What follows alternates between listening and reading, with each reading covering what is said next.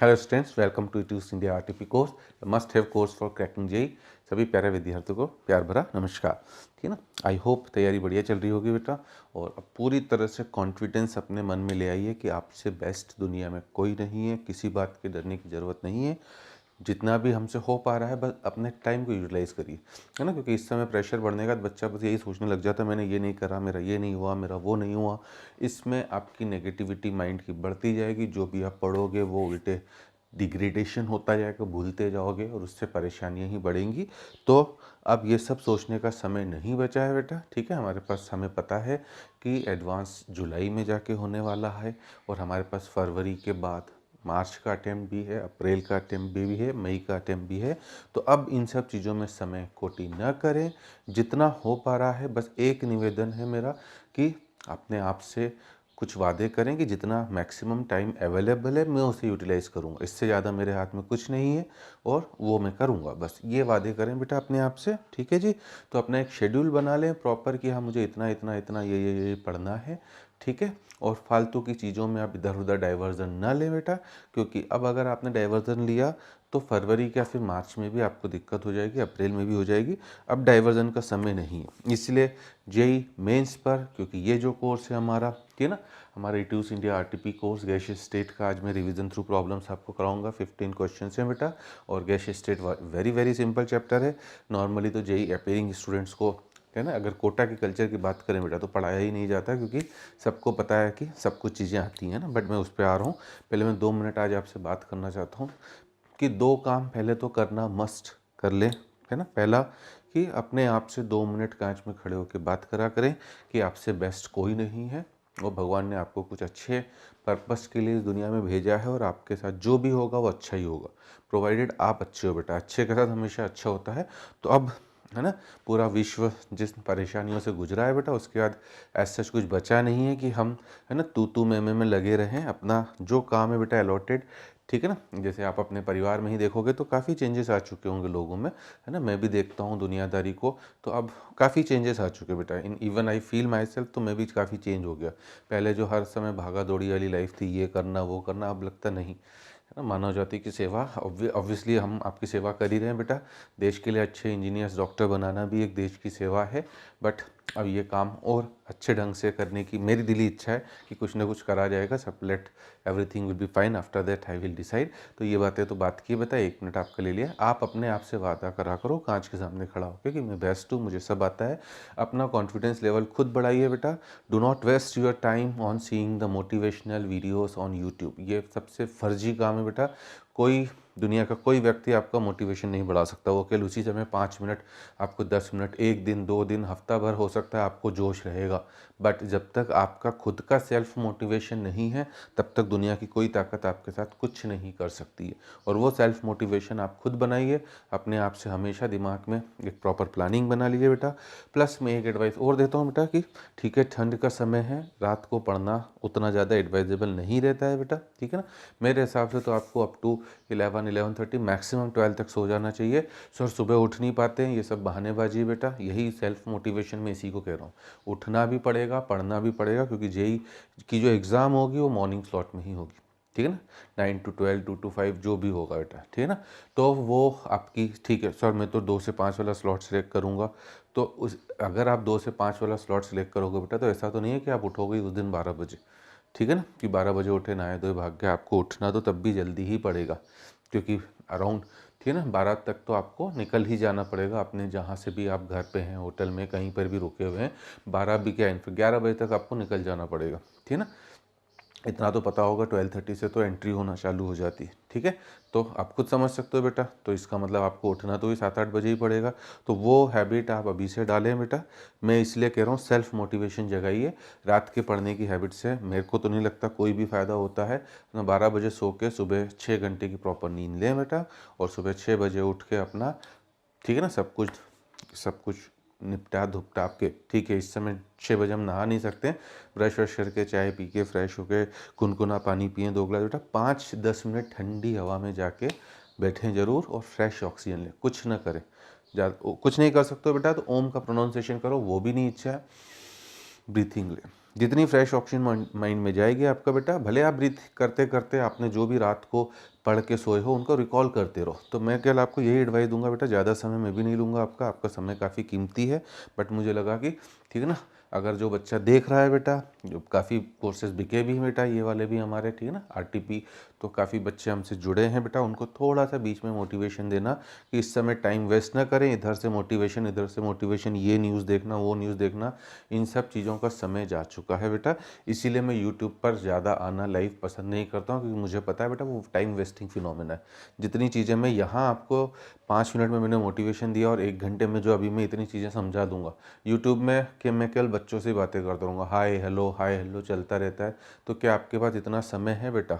और अगर है तो फिर आप जेई के लायक नहीं है, साफ साफ मैं बता दे रहा हूँ, आप जेई के लायक नहीं हो, क्योंकि जेई के बच्चे के पास इन सब चीज़ों का फालतू का समय नहीं होता है। ठीक है, जिन लोगों को, ठीक है, मुझे भी हो सकता है बेटा 1-2 सेशन लेने पड़े लाइव जब एग्ज़ाम नज़दीक आएगी, वो फिर एक इंस्टीट्यूट की तरफ से होता है कि यार प्रेजेंस भी शो करना है, ठीक है ना, और वो फिर आप लोगों को टारगेट थोड़ा ना बनाएंगे बेटा, तब हम, आप तो हमसे वैसे ही जुड़े हो, हम कुछ नए स्टूडेंट्स को कि भैया उन्हें भी हम फ्लेवर दिखाएं, थोड़ा सा अपना उन्हें फैमिलियर करें कि टूस का क्या कल्चर है, टीचर्स कैसे हैं, वो एक अलग कहानी है बेटा, वो आप भी समझते हो। तो उन चीज़ों में अभी बिल्कुल टाइम वेस्ट ना करें, मेरा हाथ जोड़ के सभी से निवेदन है, केवल और केवल अपना जो सेल्फ कॉन्फिडेंस खुद बढ़ाएं, मिरर में खड़े होकर बात करें, फ्रेश एयर लें, टाइम टेबल सही करें बेटा, और अच्छे के साथ सब कुछ अच्छा ही होता है।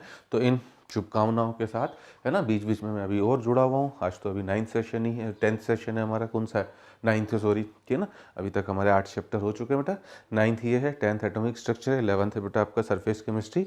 सरफेस में, है ना, मैंने सभी क्वेश्चन मल्टीपल चॉइस ही डाल दिए बेटा, ताकि पूरा चैप्टर रिवीजन हो जाए, क्योंकि सरफेस में थ्योरी पढ़ाने का तो कोई लॉजिक है नहीं बेटा, वो तो आपकी पड़ी हुई है, ठीक है। और उसके बाद जो हमारे 4 मिक्स्ड वाले हैं बेटा, उसमें मैंने 13 क्वेश्चन हर एक में रखे हैं, मोल कॉन्सेप्ट अलग, इक्विवेलेंट कॉन्सेप्ट अलग, ठीक है ना, थर्मोडायनेमिक्स अलग कर दिया है, थर्मोकेमिस्ट्री अलग कर दिया है, एक एक क्वेश्चन मैंने हर टॉपिक का और अच्छे लेवल का, ठीक है ना, कुछ मल्टीपल चॉइस हैं अच्छे लेवल के रखे हैं, ताकि एक फाइनल ब्रशअप हो हमारा। चलिए, तो अब हम आज के इस सेशन की बात करें बेटा, कि गैसीय स्टेट वैसे तो सिंपल है, सब आता है, बट तब भी क्या क्या पता होना चाहिए। सॉलिड लिक्विड गैस का डिफरेंस, बैरोमीटर, मैनोमीटर, हालांकि आज तक इनके ऊपर कोई क्वेश्चन आया नहीं है बेटा, बट एटलीस्ट हमें पता जरूर होना चाहिए बैरोमीटर, मैनोमीटर का आइडिया। मैं एक सिंपल से क्वेश्चन से बता दूंगा। बॉयल्स लॉ सबको पता है बेटा, P V equal to constant, that is P one V one equals to P two V two. Charles law V one by T one equals to V two by T two, ठीक है ना। Pressure law, जिसे हम गैलुसेक्स law भी बोलते हैं बेटा, P one by T one equals to P two by T two, ठीक है ना। Avogadro's law, under similar conditions of pressure and temperature volume is directly proportional to number of moles. Ideal gas equation, P V equal to N R T. अब मैं क्यों बोल रहा हूँ बेटा कि हम नहीं कराते हैं नॉर्मली कोटा कल्चर में इस टॉपिक को, because P V equal to N R T या इनडायरेक्टली ऊपर जो भी चीज़ें आप बोल रहे हो बेटा, ये सब इनडायरेक्टली हर चैप्टर में कहीं ना कहीं यूज़ होती ही रहती हैं, ठीक है ना। Dalton's law of partial pressure, total pressure is equal to sum of partial pressure of all the gases present in the mixture. और पार्शियल प्रेशर क्या होता है बेटा? पार्शियल प्रेशर होता है जब एक इंडिविजुअल गैस को हम उसी कंटेनर में सेम टेम्परेचर पे रखेंगे। मान लीजिए एक कंटेनर में 3 गैस है बेटा, दो गैस को बाहर निकाल दूं और सिंगल गैस उसी कंटेनर में उसी टेम्परेचर पे जो प्रेशर एग्जर्ट करेगी, हम उसका क्या बुलाते हैं बेटा? पार्शियल प्रेशर, ठीक है ना। Amagat's law of partial volume, जैसे पार्शियल प्रेशर है वैसे ही पार्शियल वॉल्यूम के लिए same V molar is V1 plus V2। इस वाले लॉ में बेटा आपने कंटेनर का वॉल्यूम और टेम्परेचर फिक्स करा है, एमेगेट्स लॉ ऑफ पार्शियल वॉल्यूम में आप प्रेशर और टेम्परेचर को फिक्स कर देते हो, ठीक है। ग्राहम्स लॉ, इसे मैं जरूर मोस्ट इंपॉर्टेंट मानूंगा बेटा, क्योंकि ऊपर वाली लगभग सभी चीज़ें हमें पता है ना। ग्राहम्स लॉ हमारा डिफ्यूजन का R1 by R2, rate of diffusion of any gas under similar conditions of pressure and temperature is inversely proportional to square root of molar mass of the gas, R1 by R2 is under root of M2 by M1, है ना। जब pressure temperature दोनों same हो बेटा, constant हो, और अगर pressure और टेम्परेचर में से केवल टेम्परेचर कांस्टेंट हो बेटा, प्रेशर चेंज कर रहा हो, तब फॉर्मूला होता है R is proportional to P by root M। ये जेई में एडवांस में, जब पहले तो एक ही बार जेई होता था ना बेटा, हम अपने टाइम की बात करें 97 में जब मैंने जेई दिया था, तब ये मेन एडवांस ये सब कुछ नहीं होता था, तो उसे एडवांस ही बोला जाता था बेटा एक तरह से, ठीक है ना। उसमें आपका जब होता था तब के, मेरे पेपर में तो नहीं आया था, डायरेक्ट फार्मूला पूछा गया था बेटा कि अगर दो गैसेस का partial pressure P A P B, A और बी गैस का नाम दिया था, पी ए पी बी है और उनका molar mass M A M B है, तो ratio of the rate of diffusion is given by, तो R A by R B is equals to P A by P B into under root of M B by M A. तो formula भी पूछा गया, तो आप खुद importance समझ सकते हो बेटा, ठीक है। Kinetic theory of gases, majorly आप इसे फिजिक्स में ज़्यादा डेप्थ में पढ़ते हो बेटा, तब भी है ना। काइनेटिक गैस इक्वेशन है जैसे P V equals to 1/3 MnU/RMS का होल स्क्वायर। काइनेटिक एनर्जी पर मोल ऑफ गैस बेटा that is 3/2 RT। Kinetic energy पर मॉलिक्यूल 3/2 KT। और अगर n मोल्स की बात करें बेटा तो काइनेटिक एनर्जी का था फॉर्मूला n इंटू 3/2 RT है ना। Maxwell distribution of molecular speeds, इसको मैं जरूर थोड़ा सा समझाऊंगा बेटा, क्वेश्चन अगर नहीं भी होगा तो। कोलिजन थ्योरी के फॉर्मूले में जरूर बता के जाऊंगा, ठीक है। कोलिजन थ्योरी में हमें क्या क्या पता होना चाहिए बेटा, आजकल पूछने लगा है ना, इसलिए हमें पता होना चाहिए। कोलिजन डायमीटर के बारे में पता होना चाहिए हमें, नंबर डेंसिटी के बारे में पता होना चाहिए बेटा, ठीक है ना। कोलिजन नंबर, कोलिजन फ्रीक्वेंसी, और उसके अलावा अगर हम बात करते हैं बेटा, ठीक है ना, तो आपको मीन फ्री पाथ। वॉन्डो आप रियल गैशियस स्टेट है पूरा इसी में कवर होगा। Van der Waals equation P+A/V² into V - B equals to RT, 1 mole of gas के लिए वो पता होना चाहिए, है ना। डेरिवेशन ऑफ वॉन्डोवाल्स इक्वेशन है ना, डेरिवेशन तो नहीं कराऊंगा बेटा बट ठीक है। और इसी से हमें बेटा कॉम्प्रेसिबिलिटी फैक्टर जो मोस्ट इंपॉर्टेंट है, नाम में यहाँ मेंशन करना भूल गया है, ठीक है ना, मैंने तो लिख के दिया था अपने असिस्टेंट को, वो भूल गए होंगे बेटा, तो कोई बात नहीं। Compressibility factor is very very much important, that is है ना Z इक्वल्स टू PVm/RT, या इसे हम molar volume of real gas upon molar volume of ideal gas का रेशो भी बोल सकते हैं। वो काफ़ी इंपॉर्टेंट है बेटा, क्वेश्चंस मैंने डाले हैं और अच्छे डाले हैं ताकि आपको आइडिया दे सकूं। और उसके अलावा बेटा Boyle's temperature TB equals to A/RB, ठीक है ना।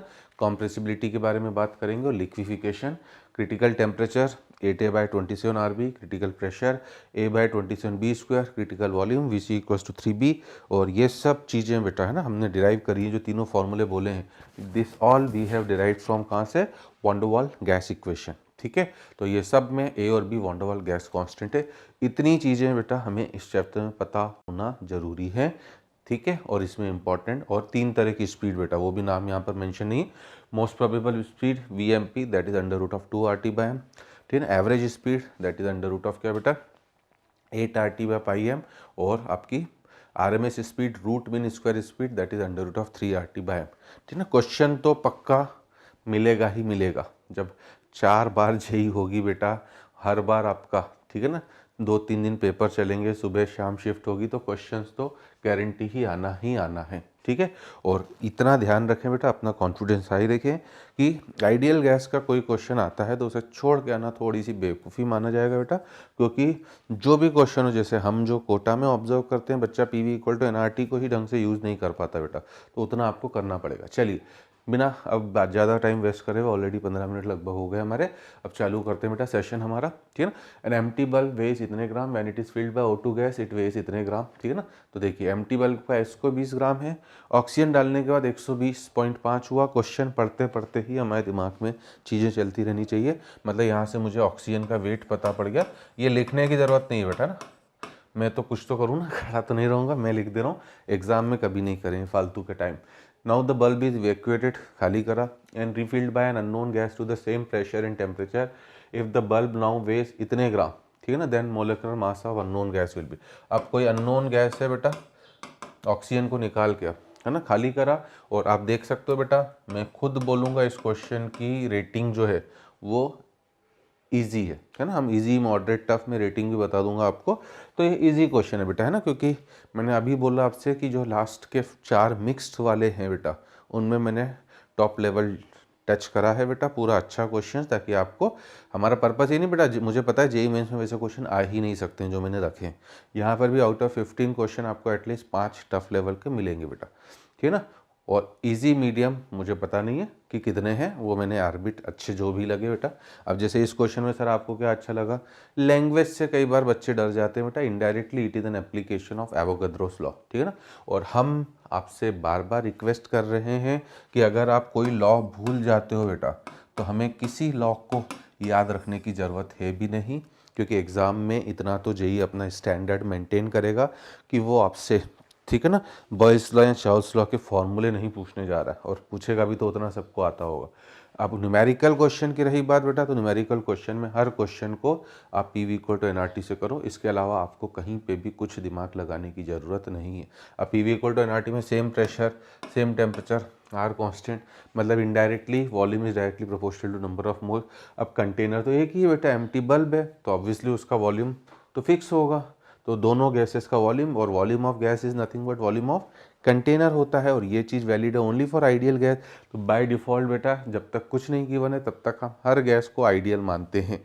और हमें ये पता होना चाहिए बेटा रियल लाइफ की कोई भी गैस आइडियल नहीं है। In real life all gases are real gases, है ना। इसका प्रूफ क्या है? इसका प्रूफ है बेटा कि आइडियल गैस को आप कभी भी लिक्विफाई नहीं कर सकते हो, ठीक है ना। वो तो गैस में रहना चाहेगी ना बेटा, जबकि रियल लाइफ में हर गैस को हम लिक्विड के फॉर्म में यूज़ करते हैं। मतलब real life gases can be liquefied, ठीक है ना। कैन बी क्या बेटा? Always liquefied. हम हर चीज़ को लिक्विड फॉर्म में तो यूज़ करते हैं। Liquid hydrogen, liquid helium, liquid CO2, सभी को बेटा लिक्विड। ऑक्सीजन में जो गैस, मतलब ऑक्सीजन में जो गैस होती है बोल रहा हूँ, हॉस्पिटल में जो रेस्पिरेशन के लिए सिलेंडर्स होते हैं उसमें ऑक्सीजन गैस के फॉर्म होती है। LPGs, लिक्विफाइड पेट्रोलियम गैस, सब जगह गैस है बेटा, है ना। ठीक है जी। तो volume is directly proportional to number of moles, मतलब मुझे केवल मोल्स बराबर करने थे। 0.5/32, बिल्कुल सिंपल क्वेश्चन है बेटा। बट आप मानोगे नहीं, हंसोगे भले कि सर क्या मजाक करते हो। अगर ये क्वेश्चन आ जाए, ठीक है ना, इजी कैटेगरी मैंने दे भी दी है इसे, तो भी आपको क्या लगता है कि 100% बच्चे सभी सही करके आएंगे? नहीं, कुछ ऐसी महान आत्माएं भी होंगे बेटा जो इसको भी गलत करके या छोड़ के आ जाएंगे, ठीक है। तो प्लीज़ इसीलिए, है ना, हर एक चीज़ को ध्यान में रखते हुए मैंने डिज़ाइन करा है बेटा ये RTP के क्वेश्चंस, ठीक है। ठीक है जी। तो ये आपका 50 लेके ये 2, ये 3, तो ये 16, हमारे लिए आंसर हो गया कितना बेटा? 48, ठीक है ना। मैंने आंसर्स पर्पसली दिए हैं कि आपने एक बार अटेम्प्ट तो कर ही ली होगी ना बेटा। अब तो आप जब सॉल्यूशन देख ही रहे हो तो फिर अब आंसर तो पता पड़ना ही है आपको, और इसीलिए पहले मैं रिक्वेस्ट करता हूँ कि एक बार खुद से अटेम्प्ट कर ले। A 10 liter bulb contains an ideal gas of molar mass इतने डिग्री सेल्सियस पर. Some gas is removed from the bulb until the pressure of gas is decreased by 0.82 atm. The mass of gas removed is, ठीक है ना। अब अगर उसने 0.082 दिया है बेटा, इसलिए वो 0.82 दे रहा है। अब हमें केवल PV इक्वल्स टू nRT लगाना है, ठीक है। बार बार मैं यही कह रहा हूँ बेटा, आप JEE के क्वेश्चन उठा के देख लो मेंस के बेटा, उनसे अब जैसे ये क्वेश्चन में मीडियम लेवल का रखूँगा बेटा, इजी तो नहीं है, मतलब इजी नहीं है, मीडियम तो है, क्योंकि 2 बार हमें PV इक्वल टू nRT को थोड़ा सा सोचना है। पहली बार का प्रेशर है ना, P वॉल्यूम हमें 10 दिया है बेटा, नंबर ऑफ मोल्स हमें पता नहीं है, तो W बाय कितना बेटा? अच्छा, मास सब गैस इज रिमूव ना, ठीक है। W बाय कितना बेटा? 81 इंटू RT, ठीक है ना। R उसने 0.082 दिया है। अब देखो मल्टीप्लाई करके टाइम 14 ना करें, हम बाद में देखते हैं बेटा, ठीक है। This is my equation number 1। अब वो कह रहा है कि some gas is remove from the bulb, obviously कुछ गैस को निकाला, तो अब बची हुई गैस क्या हो गई बेटा? है ना, W डैश हो गई। मोलर मास तो 81 ही रहेगा, ठीक है ना।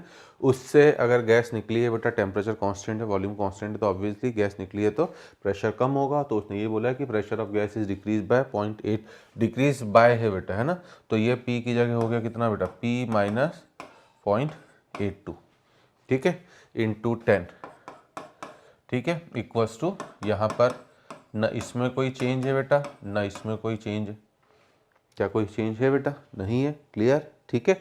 2 इक्वेशन और 2 अननोन का क्वेश्चन है। आप बोलोगे सर 3 इक्वेशन है ना, आप बोलोगे सर 3 इक्वेशन है, तो 3 इक्वेशन नहीं बेटा, तीसरा तो आपसे अननोन पूछा है कि mass of gas removed is, ठीक है ना। और मास ऑफ गैस रिमूव्ड क्या है? W इनिशियल मास है, W डैश बचा हुआ है, तो W माइनस क्या है बेटा? W डैश, ठीक है। W माइनस क्या है हमारा? W dash. ये है मास ऑफ गैस रिमूव्ड का आंसर हमारा, ठीक है। इतनी गैस निकल गई। अब कैसे निकाले भैया? भैया भैया तो मल्टीप्लाई करता हूँ बेटा, अगर P इंटू 10 माइनस 0.82 इसको equals to W dash by 81.082 into 300, सही है बेटा।